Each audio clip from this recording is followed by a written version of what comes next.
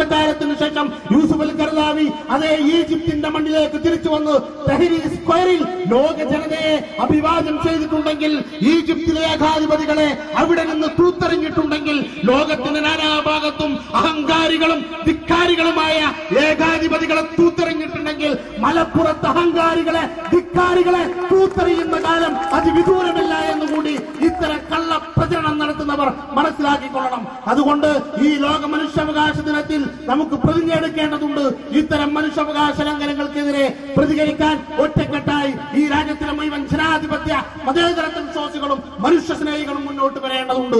അബ്ദുൽ നാസർ മദനിയെ മോചിപ്പിക്കുക എന്ന മുദ്രാവാക്യത്തിൽ കുറഞ്ഞ ഒരു മുദ്രാവാക്യവും ഞങ്ങൾക്ക് ഈ രാജ്യത്തിലെ ജനങ്ങളോട് മുന്നിൽ അവതരിപ്പിക്കാനില്ല. അബ്ദുൽ നാസർ മദനി എന്ന നിരപരാധിയായ മദനിയെ നിരുപാധികം വിട്ടയക്കാൻ ഈ രാജ്യത്തിലെ ഭരണകൂടങ്ങൾ തയ്യാറാകേണ്ടതുണ്ട് എന്നാണ് ഞങ്ങൾക്ക് പറയാനുള്ളത്.